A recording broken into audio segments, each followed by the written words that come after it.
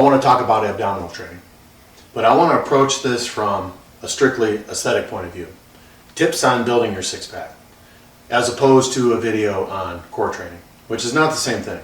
A lot of people think that your core is just made up of your abdominal muscles. Certainly your abdominal muscles are part of your core, your rectus abdominis, transverse abdominis, internal external obliques.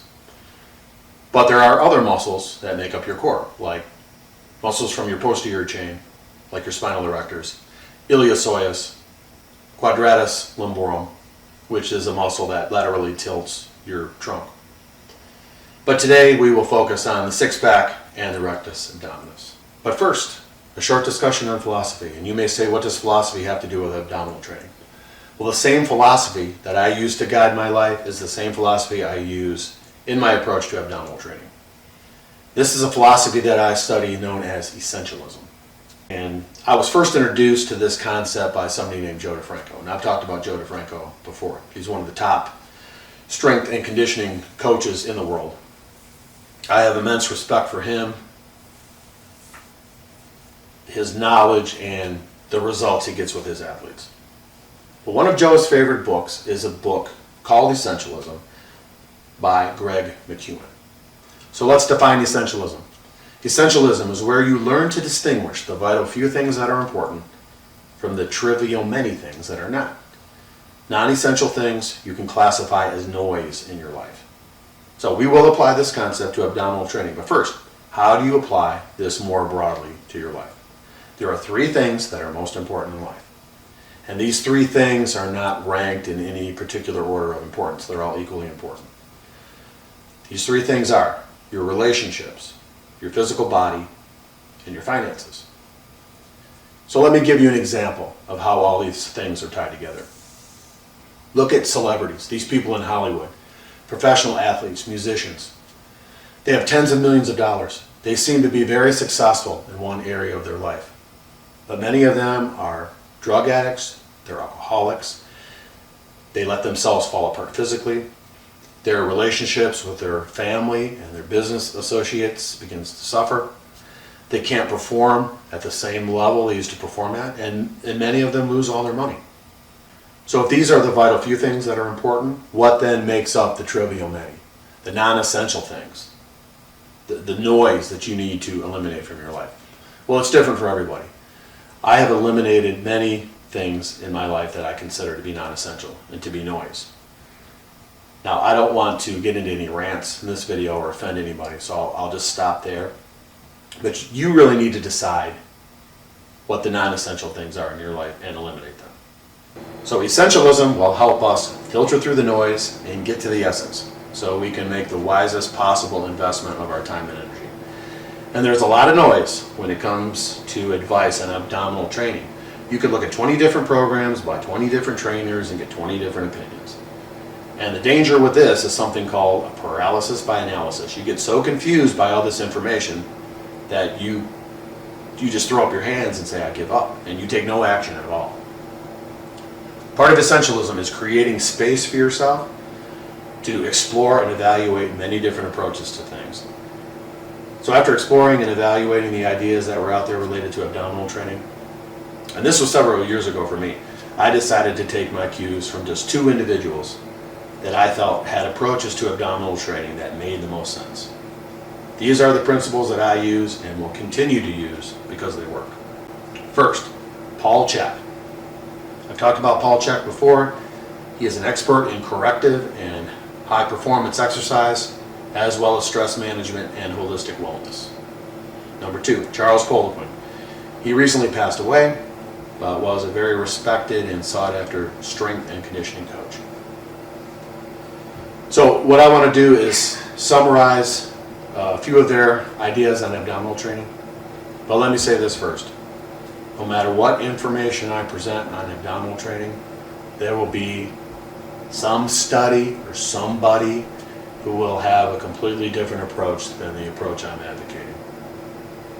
Now, I'm open-minded, but I've been using these principles for over 15 years. I know the system works for me, and there's no reason for me to change anything.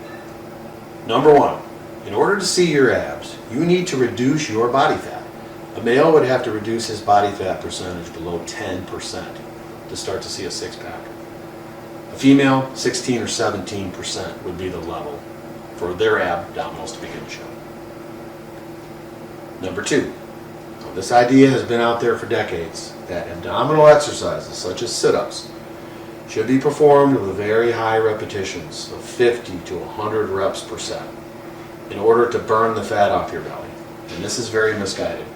You would actually get better results with long, slow duration cardiovascular exercise. Walking even would burn more calories than sit-ups and get your body fat percentage low enough to start to see your abs.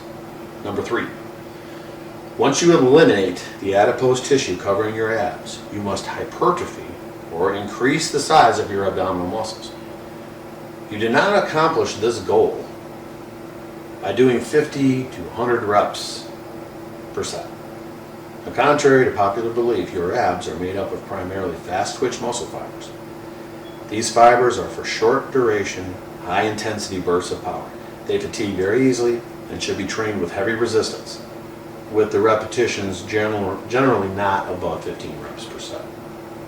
Number 4, there's actually a lot of evidence that the most effective exercises for your abs are not isolation exercises at all, but multi-joint exercises such as squats, deadlifts, lunges. Several studies have demonstrated that these compound movements engage the abdominals and really all the trunk musculature to a greater degree than, let's say, a sit-up or a crunch type isolation movement. Now, many other studies do not support this idea. Now, I know anecdotally from my training experience that these compound movements definitely engage my abdominal muscles, and after performing these types of exercises, my abs are pretty fatigued by the time I get to my abdominal isolation exercise portion of my workout. Number 5, always train your abdominals at the very end of your workout. These are the muscles that stabilize your entire body. A chain is only as strong as its weakest link. Your core connects your upper and lower body. If you train your abs with isolation exercises first in your workout, then perform squats or deadlifts, you can lose that coordination between your upper and lower body because of fatigue and get injured. Number 6, frequency. Now, I train my rectus abdominis with isolation exercises just one time per week. 5 sets of 8 to 15 repetitions with 3 minutes rest between sets. I would not advise anyone to train their abdominals more than 2 or 3 times a week. If your abs are constantly in a state of fatigue and can't recover sufficiently, all the other exercises that you do in the gym will begin to suffer from having an overtrained core. So I just wanted to cover a few important points here having to do with abdominal training. There are so many aspects to training that I can only really give you some of the highlights in a short video like this. And this video is not an example of a comprehensive core training program, since that would involve a discussion on the implementation of trunk extension movements, like deadlifts, for example, to complement trunk flexion movements, like the crunch or sit-up, so that you would have a proper balance between opposing muscle groups. And again, I'm only touching on aesthetics here and the rectus abdominis in this short video.